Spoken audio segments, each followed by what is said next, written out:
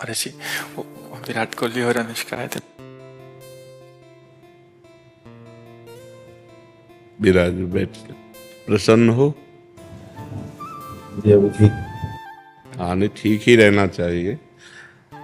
हम आपको अपने प्रभु का विधान बताते हैं थोड़ा सा। जब प्रभु किसी पर कृपा करते हैं, ये वैभव मिलना कृपा नहीं है, ये पुण्य है। पुण्य से एक घोर पापी को भी बहुत, देखो पाप करके भी उनका कोई पुण्य है जिससे वो सुकृत पूर्व के सुकृतवश चल रहे हैं, नया पाप है। ये वैभव बढ़ना या यश बढ़ना ये भगवान की कृपा नहीं मानी जाती। भगवान की कृपा मानी जाती है अंदर का चिंतन बदलना, जिससे आपके अनंत जन्मों के संस्कार भस्म होकर और अगला जो है वो बड़ा उत्तम होगा। अंदर के चिंतन से होता, बाहर से कुछ नहीं होता। महत्व अंदर का चिंतन। अच्छा, अंदर का चिंतन हम लोगों का स्वभाव बन गया बहिर्मुखी। बहिर्मुखी मतलब बाहर, बाहर यश कीर्ति लाभ विजय, इससे हमको सुख मिलता है। अंदर से कोई मतलब नहीं रखता कोई विरला ही अंदर से। अब क्या होता है, भगवान जब कृपा करते हैं तो संत समागम देते हैं, फिर दूसरी जब कृपा होती है तो विपरीतता देते हैं, और फिर अंदर से एक रास्ता देते हैं। ये मेरा रास्ता है, ये परम शांति का रास्ता है, ये शांति का रास्ता नहीं। भगवान वो रास्ता देते और जीव को अपने पास बुला लेते हैं। बिना प्रतिकूलता के संसार का राग नष्ट नहीं होता। किसी को भी वैराग्य होता है तो संसार की प्रतिकूलता देखकर वैराग्य होता है। सब कुछ हमारे अनुकूल है तो हम आनंदित होकर उसका भोग करते हैं। जब हमारे ऊपर प्रतिकूलता आती है तब ठेस पहुंचती है कि इतना झूठा संसार, तो अंदर से भगवान रास्ता देते हैं। ये सही है। भगवान बिना प्रतिकूलता के इस संसार को छुड़ाने का कोई भी औषधि नहीं रखी। आज तक जितने बड़े महापुरुष हुए हैं, जिनका जीवन बदला है, उनको प्रतिकूलता का दर्शन करके बदला है। तो कभी प्रतिकूलता आए तो उस समय आनंदित हो कि मेरे ऊपर अब भगवान की कृपा हो रही है, कि मुझे सतमार्ग में चलने की प्रेरणा मिल रही है। अगर सतमार्ग छूटा हो, ये सब तो एक सेकंड के लिए आप विचार कीजिए। अब अपना सुधार कर लो, अपने जीवन को सत्य में ले आओ, तो अगला जो होगा वो बहुत जोर का होगा। चाहे जन्म हो तो श्रीवान कुलवान धनवान वैभव संपन्न ऐसे, और भक्ति की अनुकूलता, भक्ति की अनुकूलता। खास बात श्रीवान धनवान कुलवान नहीं, खास बात भक्ति की अनुकूलता। अगर इस जन्म में भगवत प्राप्ति नहीं हुई तो भगवान श्री कृष्ण ने गीता में कहा है कि मेरे भक्त का नाश नहीं होता। मैं कुलवान धनवान श्रीवानों के कुल में जन्म देता हूं और फिर पुनः भक्ति का माहौल देता हूं, और पूर्व का जो भजन छूटा हुआ हो वहीं से उसको।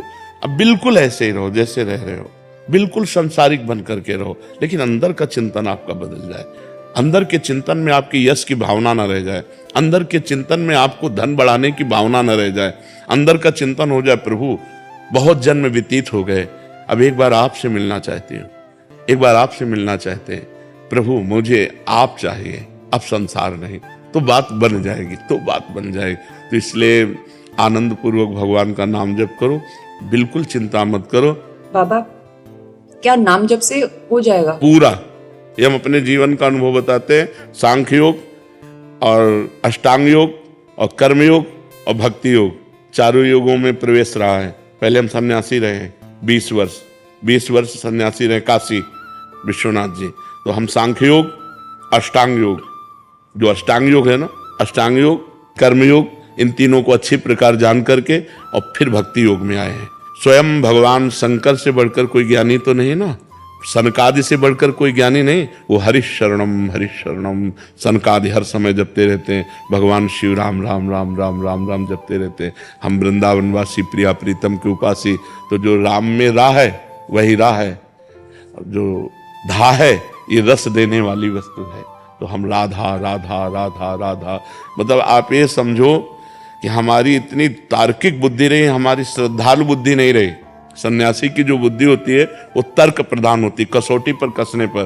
तो हम केवल भावुकता में राधा राधा का प्रचार नहीं कह रहे कि हमने सुना और ऐसे ग्रंथों में पढ़ा और ऐसे कह रहे, स्वयं स्वाद लेके कह रहे और विश्वास के साथ कह रहे कि यदि आप राधा राधा जपते हो तो इसी जन्म में भगवत प्राप्ति हो जाएगी, इसी जन्म में। जैसे किसी से कहा जाए कि तुम सत्य बोलो, मंदिर में चढ़ के बोलो, तो हम मंदिर में नहीं, हम वृंदावन में बैठे हैं। करोड़ों मंदिर इसकी समानता नहीं कर सकते, भगवान का परम धाम है। अगर राधा राधा नाम चल रहा है तो इसी जन्म में भगवत प्राप्ति हो जाएगी। हमारी आखिरी श्वास यदि राधा, तो मुझे श्री जी की प्राप्ति, भगवान की प्राप्ति हो जाएगी। इसमें कोई संशय नहीं और किसी साधनों की कोई आवश्यकता नहीं। आप केवल अंदर ही अंदर चलाइए और लिखिए। देखो, हम जो कह रहे हैं उसको समझो। बहुत अधिक नाम जपने की हमें चेष्टा नहीं करनी, कम संख्या हो लेकिन मन लगा करके हो। जैसे हम, अब देखो, आप लिखो राधा, अपने दिमाग में लिखो, खुले नेत्र लिखो या बाहर बाहर देखो, दिखाई दे रहा है राधा लिखा हुआ। वही कान में सुनो राधा, वही अंदर उठाओ राधा। ये तीनों का एकाकार हो जाए तो ये करोड़ों नाम जप के बराबर है। देखो, जैसे हम बोला राधा, ऐसे हम 1000 राधा नाम बोले तो हम बोला राधा, ये उपांशु है, इसे उपांशु कहते हैं। राधा राधा राधा राधा 1000 बार, ये उपांशु हुआ। अब ये ऐसे उपांशु हम 10,000 बार जप करें, अंदर देखते हुए बोले राधा, उपांशु 10,000 बार नाम जप करने का फल एक बार मानसिक में है। इतना बड़ा फल है ये। ऐसे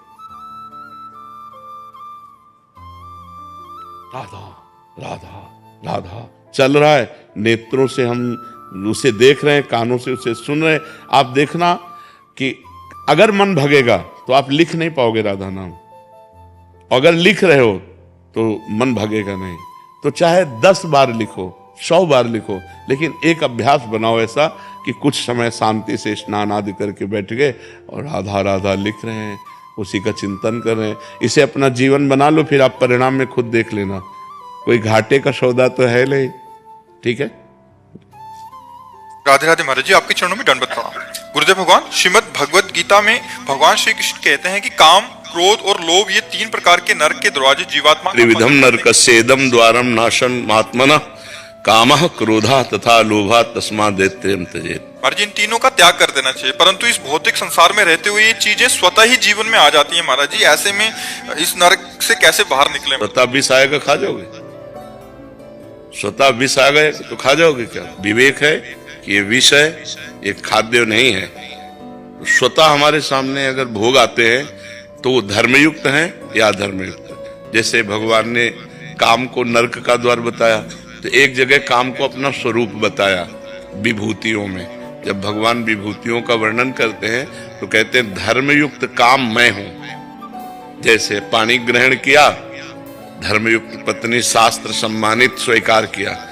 आज जो ये व्यभिचार प्रवृत्ति चल रही ना, ये नहीं, शास्त्र प्रमाणित कुल परंपरागत धर्मयुक्त पाणी ग्रहण वैदिक मंत्रों के द्वारा अग्नि को साक्षी करके जिसको स्वीकार किया संतानोत्पत्ति के लिए, उससे किया हुआ भोग वो भगवत स्वरूप है, वो पाप नहीं है, वो उसके लिए दोष नहीं है। ऐसे ही स्त्री के लिए अपने पति के साथ सहवास करना धर्म है और दूसरे पुरुषों को काम दृष्टि से देखना मात्र पाप है। पर ये बातें, कलयुग का प्रभाव कैसा चल रहा है, इतना गंदा वातावरण होता जा रहा है। पवित्रता जहां छाई रहती है वहां संशय हो रहा है, वहां संशय हो रहा है।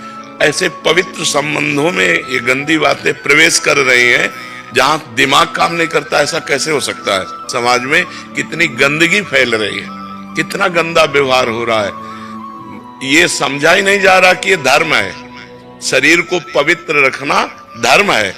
जैसे स्त्री शरीर है, इसको जब तक ब्याह ना हो तब तक पवित्र रखना ये धर्म है, और फिर पति को पवित्र होकर समर्पित करना और आजीवन उस पति के अधीन रहना ये धर्म है। ऐसे पुरुष के लिए है, जब तक पाणी ग्रहण ना हो तब तक ब्रह्मचर्य रहना धर्म है, और जब अर्धांगिनी मिल जाए तो उसे प्राण के समान प्यार करते हुए, उसकी गलतियों को क्षमा करते हुए, उसकी मनोकामनाएं पूर्ण करते हुए, उसे धर्म के लिए उससे अनुमति लेते हुए सहज मित्रवत भाव से आजीवन पार करे। ये गृहस्थ धर्म हमारे सनातन धर्म का है। अब आज क्या हो रहा है? आज क्या हो रहा है? ये बहुत गंदी बातें हो रही हैं। आप सब नौजवान बच्चे संभलो, इससे तुम्हारा जीवन बड़ा संकटपूर्ण हो जाएगा। बच्चियां, एक boyfriend breakup, 2 boyfriend breakup, 3 boyfriend breakup, ये क्या चल रहा है? इसे क्या कहा जाता है? वैश्या प्रवृत्ति जो कई पुरुषों से संबंध बनाए उसे क्या कहते हैं? और जो कई लड़कियों से संबंध बनाए उसे व्यभिचारी कहते हैं। तो अब व्यभिचारी और वैश्या प्रवृत्तियां अंदर धारण करना, अब इससे आप सदगृहस्थ बन जाएंगे। जब आपको पत्नी मिलेगी तो आप अपनी पत्नी में संतुष्ट नहीं रहेंगे, जब आपको पति मिलेगा तो आप पति में संतुष्ट नहीं रहेंगे, क्योंकि आपका व्यभिचार करना स्वभाव बन गया है। इसलिए धर्मयुक्त ब्याह और उससे भी जो संतानोत्पत्ति के लिए भोग किया जाता है वो काम भगवत स्वरूप है। तो ऐसा नहीं कि हमारे सामने हर भोग आ गया तो हम उसे भोगे, हमारे अंदर विवेक है। धर्मयुक्त भोग है तो उसे हम भोगे, धर्मयुक्त नहीं है तो हम उसका त्याग करें, नहीं तो हमें नरक जाना पड़ेगा। जो पर पुरुष से रति करती है रौरव नरक कल्प सत्परे, पति वंचक परपति रति करई रौरव नरक कल्प सत्परे। जो अपने पति का त्याग करके दूसरे पुरुष से संभोग, वो सैकड़ों कल्प तक नरक भोगती है। ऐसे पुरुष के लिए लिखा हुआ है। उसमें श्रीमद् भागवत में पढ़ के देखो, जहां नरकों का वर्णन है, जो पुरुष दूसरी स्त्री से सहवास करता है तो वहां लोहे से तपी हुई स्त्री नरक में, और उसी का आलिंगन करवाया जाता है। और मरना है नहीं वहां, अब वर्षों उसी में चिपकाए रख ले। बहुत होश में, बहुत होश में। ऐसा नहीं है कि कर्मों का फल नहीं मिलता। बहुत, जब कर्म अपने स्वरूप में आ जाएगा तो बड़े बड़ों को दंड देता है, बड़े बड़े संत महात्माओं को भी दंड देता है, बख्शता नहीं है। बड़े बड़े संतों के जीवन में देखा गया। तो ये कर्म बहुत बलवान है, ये नष्ट नहीं होता, ये दंड दे के ही नष्ट होता है। इसलिए कर्म बहुत सावधानी पूर्वक करना चाहिए। तो भगवान ने 3 को नरक का द्वार बताया, कामः, क्रोधः तथा लोभा। तो क्रोध की स्वयं उत्पत्ति नहीं है, इसकी काम से उत्पत्ति है। कामा संजायते क्रोधा। काम जब हमारी वृत्ति उदय होती है उसमें बाधा पड़ती है तो हमारे अंदर क्रोध आ जाता है। क्रोध स्वयं नहीं आता, क्रोध कामना में बाधा पड़ने पर आता है। जैसे कहते हैं कि आप हमसे नम्र व्यवहार करें तो ये हमारी कामना है, और जब आप नम्र व्यवहार नहीं करेंगे तो क्रोध आ जाएगा, क्योंकि हमने कामना की। कामना अगर ना हो तो क्रोध की सत्ता ही नहीं है। तो कामना से ही क्रोध प्रकट हुआ। और जो लोभ है वो कामना से होता है। कामना पूर्ति होने पर लोभ होता है और कामना की अपूर्ति होने पर क्रोध होता है। तो मूल जो है वो काम है। इसीलिए भगवान ने गीता जी में कहा, ये काम सबसे बड़ा शत्रु, इसको मार डालो अर्जुन। अर्थात निष्कामता जब तक नहीं आएगी तब तक शांति, आनंद, सदगति नहीं होने वाली। इसलिए भगवान का नाम जप करो, अच्छे आचरण करो, आए हुए समस्त भोगों को निर्णय करो विवेक के द्वारा कि धर्मयुक्त है कि अधर्म है। अब ये धर्म नहीं कि कोई आपके सामने आके कहे मुझे भोगो, तो नहीं। तो हमारे किस धर्म के डिपार्टमेंट में हो जो हम तुम्हें स्पर्श करें? नहीं, ये पाप है, मैं कभी नहीं करूंगा। ऐसी हिम्मत होनी चाहिए। पर ऐसे क्या, यहाँ तो जानबूझकर गलत आचरणों की तरफ कूद रहे हैं। बिना अध्यात्म के पशुवत जीवन होता है। इसलिए शास्त्र स्वाध्याय और संत संग, अध्यात्म जरूर जानना चाहिए। आज के नए बच्चे अध्यात्म को जानते नहीं, इसलिए अध्यात्म अनिवार्य है। हम सोच समझ कर कार्य करें। हमारा कर्म बड़ा प्रबल है, वो हमको दंड देगा। इसलिए कोई ऐसा कर्म ना करे, बहुत सावधान रहे। ऐसा मन में ख्याल आते रहते हैं कुछ भी, तो क्या उनका भी पाप लगता है? वो नहीं, कलयुग का एक प्रश्न। अन्य युगों में तो लगता था कलिकर एक पुनीत प्रतापा, मानस पुण्य होए नहीं पापा। मानस पुण्य तो लग जाएगा। जैसे आपके मन में आया कि अब हमारे पास रुपया है, कल चलते हैं और बिहारी जी का भोग लगाकर सबको बांटते हैं, और आपके सामने कल ऐसी विपत्ति आ गई कि रुपया भी गया और आप भी ना पाए, तो आपको वो पुण्य मिलेगा। लेकिन हाँ, वो पुण्य मिलेगा, हाँ, भावना का। लेकिन आपने सोचा कि कल इनको मार देंगे, आप नहीं मारे तो पाप नहीं लगेगा। कलिकर एक पुनीत प्रतापा, मानस पुण्य होए नहीं पावा। अगर मानसिक पाप लगते तो तब तो पहाड़ जैसे पाप इकट्ठा हो जाते, क्योंकि मन पाप तो सोचता ही रहता है। तो कलयुग में मानसिक पाप नहीं लगते। राधे राधे महाराज जी। महाराज जी, मन व प्रत्येक इंद्रियों में जो अंधकार फैला रखा है वो समय नष्ट कर रहा है। हमारा इस दुष्ट मन को हम कैसे केवल प्रभु में ही लगाएं? जन्म जन्म जाते जा रहे हैं, पर महाराज जी किसी जीवन में प्रभु नहीं मिले आज तक। महाराज जी, इस जीवन में उनका नाम और इसको कैसे पकड़ूं महाराज? जब पकड़ा ना, क्या जबान भगवान ने दी, राधा राधा राधा राधा राधा राधा कान भगवान ने दिए, भगवान की चर्चा सुनो। आंख भगवान ने दिए, सब में भगवान की भावना करो। जैसे बिजली के बिना कोई यंत्र नहीं चल सकता, ऐसे भगवान के बिना कोई स्त्री पुरुष मनुष्य पशु पक्षी, इनमें जो चेतना है ये सब भगवान ही है। पर मन बहुत परेशान कर रहा है महाराज जी। मन परेशान कर रहा है क्योंकि मन को तुमने परेशानी जगह में लगा रखा है। अगर आनंद की जगह में लगाओ तो आनंद मिले। आनंद सिंधु प्रिया प्रीतम है, और परेशानी की जगह शरीर और संसार और भोग है, तो शरीर संसार भोगों में लगाओगे तो परेशानी पैदा होगी। प्रिया प्रीतम में लगाओगे तो आनंद प्रकट होगा। अब प्रिया प्रीतम में लग नहीं रहा क्योंकि बहुत जन्मों से संसार में लगा रहा है, तो अब प्रयास करो। मनुष्य जन्म मिला है, प्रयत्न मिला है, आप उठते बैठते चलते फिरते राधा राधा राधा राधा जपने की कोशिश करो। चतुरासी जी का पाठ करो, श्री जी की सेवा विराजमान करो, पवित्र आचरण रहे, शरीर पवित्र रहे और आचरण पवित्र रहे। अभी मन आनंदित होने लगेगा। अब गंदे आचरणों में मन जा रहा है और हम उसे छूट दिए हैं, और जो मन आता है वो करता है, जो मन आता है हम खाते हैं, जैसे मन आता है वैसे हम जी रहे हैं, तो मन शांत तो रहेगा ही। मन के अनुसार नहीं चलना, धर्म के अनुसार चलना है, प्रभु के अनुसार चलना, तभी शांति मिलेगी। महाराज जी, असंग कैसे रहा जाए, इसके क्या नियम है? मतलब इनका डिवोर्स हो गया महाराज जी, उसके बाद जीवन में असंग रहने मतलब चाहते हैं कि मानसिक और आध्यात्मिक उन्नति होती रहे उनकी, और आजकल के मॉडर्न जमाने में कैसे महाराज जी इसको? जब तक हम अंतर्वृत्ति को भगवान से नहीं जोड़ते हैं तब तक असंगता हो ही नहीं सकती, क्योंकि मन किसी न किसी वस्तु व्यक्ति स्थान का आश्रय लिए बिना रह नहीं सकता। इसका स्वभाव है, ये आश्रय लेके ही रहेगा। देखो आप शांत होके देखो तो कोई व्यक्ति चल रहा है दिमाग में, या कोई वस्तु, या कोई स्थान, या कोई घटना, या कोई परिस्थिति, वो आश्रय लेकर उसका चिंतन करता रहता है। तो इसके इन आश्रयों का जो पूर्व में आश्रय लेकर अपने अंदर कैसेट बना लिए, जब हम नाम जप करते हैं तब तो हमें खोल के दिखाता है कि ये कमाई है हमारे पास, तो हमें उसे डिलीट करनी है और नई होने न पावे। इसके लिए हमें हर समय नाम जप करना है, अंदर से वृत्ति जोड़नी है। अब बाहर से अंगुली से माला चल रहा है और जबान चल रही मुख में और मन चल रहा है संसार में, तो भी असंग नहीं हो पाए।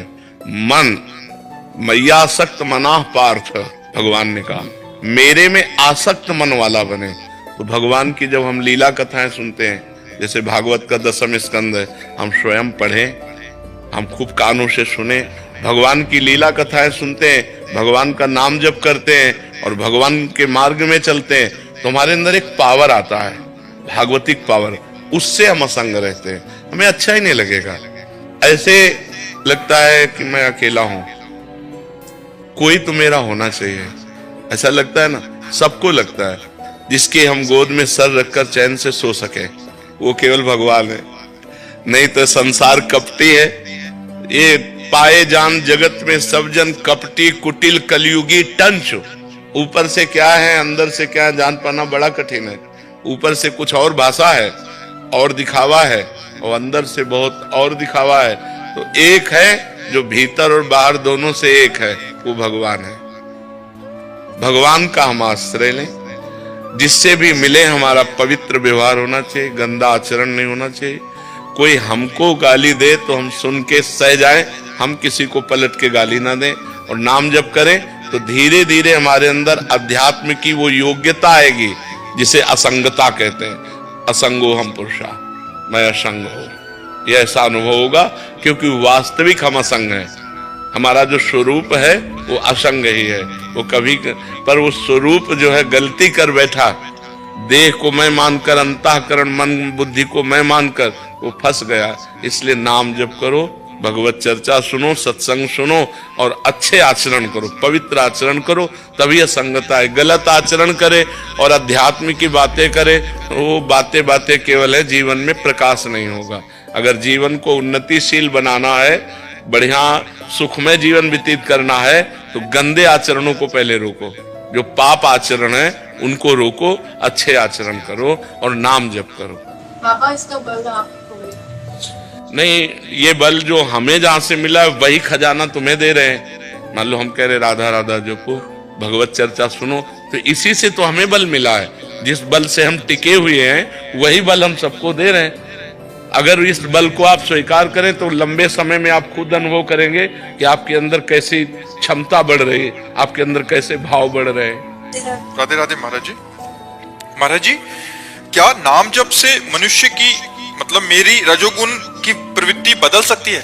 अरे रजोगुण की बात क्या, रजोगुण तमोगुण तो नष्ट ही हो जाएंगे और सतोगुण से ऊपर त्रिगुणातीत अवस्था प्राप्त हो जाएगी। नाम जप निरंतर जप का अभ्यास बढ़ जाए तो यल्लब्ध्वापमान सिद्धो भवति अमृतो भवति तृप्तो भवति। जो सिद्ध हो जाता है, जो अमृत पान कर लेता है, जो तृप्त हो जाता है, वो नाम जापक। नाम जाप, नाम में समझते हो बड़ी अपार सामर्थ्य नाम भगवान में विराजमान। बड़े भाग्यशाली हैं जो निरंतर नाम जपने का अभ्यास लेते हैं। और नाम जप आनंद मिले ना मिले, सुख मिले ना मिले, लाभ मिले ना मिले, इसकी कोई परवाह न करके एक ड्यूटी बाई जब करे तब जाकर सातु दीर्घ काल निरंतर सत्कार सेवितो दृढ़ भूमि। जो दीर्घ काल तक आदर सहित नाम भगवान का निरंतर जप करता है वो दृढ़ भूमि, वो सिद्ध हो जाता है, वो भगवत प्राप्त हो जाता है। पहले नाम जप में अभ्यास के द्वारा ध्यान लगाना सीखे। सही जप, हाथ में माला चल रहा है, जबान में नाम चल रहा है, मन संसार में घूम रहा है, अभी सही जप नहीं हुआ। सही जप हुआ माला हो या ना हो, जबान चले या ना चले, मन के द्वारा हमारा नाम जप। पर ये बहुत ऊंचाई की बात है, इसलिए नए साधकों को घबराना नहीं चाहिए। नहीं, क्लास बाय क्लास है, भूमिका है, नाम जप की भूमिका है। तो हमें प्रथम भूमिका में चाहिए कि जिह्वा हिलाते हुए नाम जप करें और जहां जहां मन हमारा जाए वहां से हटाकर नाम में लगाएं। बार बार ये अभ्यास करें और जहां जहां मन जाए वहां भगवान को देखने की चेष्टा करें कि वहां भी परमात्मा विराजमान। कोई भी वस्तु, कोई भी व्यक्ति, कोई भी स्थान ऐसा नहीं जहां परमात्मा न विराजमान हो। तो नाम जप करते करते दो अभ्यास करें। एक तो जहां जाए वहां से हटा के नाम में लगावें, और एक जहां जाए वहीं भगवान को देखने की चेष्टा करें, वहीं परमात्मा को देखने की चेष्टा करें। धीरे धीरे हमारा मन, ये हम नहीं कह रहे कि तुम 2 महीने में सिद्ध हो जाओगे, 4 महीने में। अभ्यास लंबा खींचना पड़ेगा क्योंकि बहुत जन्मों का अभ्यास हमारा विषय चिंतन का है। तो जब हम नाम को ध्यान पूर्वक जपते हैं, ध्यान पूर्वक कैसे कहते हैं कि जैसे हमने कहा राधा, तो अब हमारे कान में गूंज गया राधा, हमारी आंखों के सामने लिख गया राधा, चाहे आंखें बंद हो चाहे खुली हो, कोई जबान नहीं चल रही, अंदर से राधा राधा या राम राम राम राम ऐसे एक ध्वनि चल रही और हम उसी ध्वनि में डूबते चले जा रहे हैं। तो जब एकाग्रता होती है नाम जप की तो उसे ध्यान से जप कहते हैं। जब एकाग्रता टिक जाती है, घंटा 2 घंटा टिक गई, तो उसे संप्रज्ञात समाधि कहते हैं। और जब एकाग्रता उठते बैठते चलते फिरते खाते पीते सब समय बनी रहती है, एक क्षण के लिए भी नाम नहीं छूटता, तो उसे असंप्रज्ञात विचक्षणा समाधि कहते हैं। वही सिद्ध पुरुष हो गया। कबीरदास जी कहते ठाड़े बैठे परे उताना, कबीर काहे हम रहे ठिकाना। चाहे हम खड़े हैं या बैठे हैं या पड़े हैं या खा पी रहे हैं, हम ठिकाने में रहते हैं, अर्थात हर समय भगवान के चिंतन में रहते हैं। तो यदि इस प्रकार नाम जप किया जाए तो नाम जप से त्रिगुणातीत अवस्था, समाधि, परमात्मा दर्शन, लीला में प्रवेश, जो चाहे वो सब प्राप्त हो सकता है। नाम से बढ़कर कोई साधना नहीं है, नाम ही जीवन का सार है। और ऐसा नहीं कि अपने साधन नहीं किए, अपने अष्टांग योग का साधन किए हुए, सांख्य योग का साधन किए हुए, कर्म योग का साधन किए हुए, सब करके आपको बता रहे कि सबका सार है नाम में प्रीति हो जाना। हर समय मधुर मधुर भगवान का नाम चल रहा है, जो नाम प्रिय है। अगर नाम नहीं है तो हम सब अधूरा समझते हैं। जिसके जीवन में नाम नहीं उसका जीवन कूड़ा है। जैसे 0 0 0, क्या मतलब रह गया? अब 1 लगाओ फिर 0 रखो तो 10, 1 0 और बढ़ा दो 100, 1 0 और बढ़ा दो 1000, वो बढ़ता चला जाएगा। एक है नाम, अगर नाम रूपी एक है तो और साधन रूपी 0 लगाते चले जाओ, महिमा बढ़ती चली जाएगी। और नाम रूपी अंक हटा दो तो 0 0 0 0, कोई उसका अर्थ नहीं रहता। इसलिए सबको नाम जप करना चाहिए। नाम जप से रजोगुण ही नहीं तमोगुण भी नष्ट हो जाएगा, सतोगुण के ऊपर अवस्था आ जाएगी। त्रिगुणातीत गुणातीत अवस्था आ जाएगी। राधे राधे गुरुजी। गुरुजी, पाप क्या है और पुण्य क्या है? जो शास्त्र कहता है कि ये करो उसे पुण्य कहते हैं, और जो शास्त्र कहता है ये ना करो वो पाप है। जैसे स्त्री स्वरूप 4 हैं, मां, बहन, बेटी और पत्नी। अब एक स्त्री स्वरूप पत्नी से जो व्यवहार करना है वो 3 से नहीं करना है। 3 में जो व्यवहार करना है वो पत्नी से नहीं करना है। अगर आप पत्नी वाला व्यवहार इन 3 पवित्र संबंध तो ये महापाप हो जाएगा। तो जो शास्त्र विरुद्ध आचरण है उन्हें पाप कहते हैं, और जो शास्त्र संयत, शास्त्र नियत कि ये करना चाहिए उसे पुण्य कहते हैं।